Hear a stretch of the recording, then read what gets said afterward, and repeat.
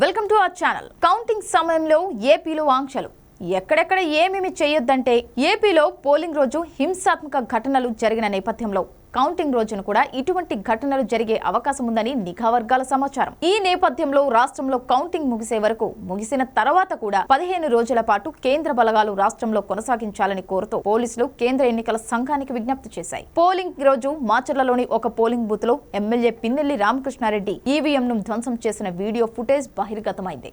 Polling తర్వాత కూడా పల్నాడు జిల్లాతో పాటు అనంతపురం, తిరుపతి జిల్లాల్లోనూ హింసాత్మక సంఘటనలు చోటు చేసుకున్నాయి. ఈ నేపథ్యంలో కౌంటింగ్ ముగిసే వరకు కేంద్ర బలగాలు రాష్ట్రంలో కొనసాగించేలా చర్యలు తీసుకోవాలని అధికారులు భావిస్తున్నారు. సార్వత్రిక ఎన్నికల పోలింగ్ సందర్భంగా ఏపీలో చెలరేగిన హింసాత్మక ఘటనలు కౌంటింగ్ సందర్భంగా కూడా రిపీట్ అయ్యే అవకాశాలు ఉన్నాయి అన్న నిఘా వర్గాల హెచ్చరికలు టెన్షన్ పెంచేస్తున్నాయి. ముఖ్యంగా పల్నాడు, రాయలసీమ ప్రాంతాల్లో ఈసారి ఫలితాల్లో తేడా వస్తే రాజకీయ పార్టీలు రెచ్చిపోయే ప్రమాదం ఉందన్న హెచ్చరికల మధ్య పోలీసులు అప్రమత్తమవుతున్నారు. దీంతో పలు జిల్లాల్లో నిషేధాజ్ఞలు విధిస్తున్నారు. రాష్ట్రంలో సార్వత్రిక ఎన్నికల పోలింగ్ నేపథ్యంలో పల్నాడు, అనంతపురం, తిరుపతి జిల్లాలో హింస చెలరేగింది. దీన్ని వెంటనే అదుపులోకి తీసుకురావడంలో పోలీసులు పూర్తిగా విఫలమయ్యారు. ఆ తర్వాత ఈసీ సీరియస్ కావడంతో మొక్కుబడిగా కేసులు పెట్టి చేతులు దులుపుకునేందుకు ప్రయత్నించారు. చివరికి సిఈసి ఆదేశాలతో సిట్ ఏర్పాటయ్యాక కూడా పోలీసులు హింసాత్మక ఘటనలపై చూసి చూడనట్టుగా వ్యవహరిస్తున్నారు అనే ఆరోపణలు వినపడుతున్నాయి. పల్నాడు, తిరుపతి జిల్లాలోని పలు పోలింగ్ కేంద్రాల్లో